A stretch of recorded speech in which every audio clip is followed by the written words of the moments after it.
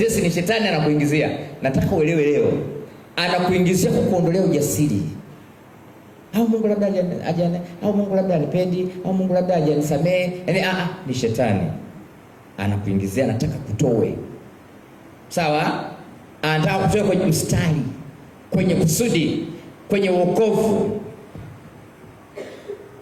Mkuu wa ulimwengu huu hana mamlaka sheria juu yako tena. Labda umpatie wewe mwenyewe tu. Basi. Wewe ndio umpatie.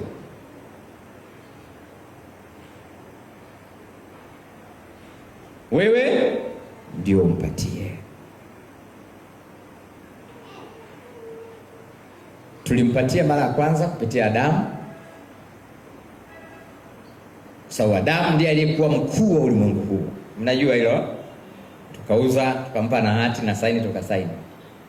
Tukabaki hatuna kiwanja. Niliwaambia na nilila kusisitiza. Ndio maana Yesu ameenda kutuandalia tena makao mengine, kiwanja kingine. Huku tulishauza. Mmenielewa? Ndio maana kwa sababu tulishauza sasa. Biblia inasema shetani na vitakunjwa vyote na kiwanja chake cha dunia vitakunjwa. Haya, nenda navyo na mali zako. Uko wapi? Motoni. Unaenda navyo. Na mzigo wako.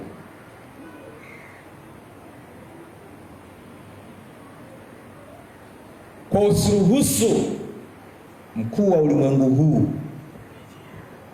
akurudishe tena kwenye nafasi ya Adamu wa kwanza.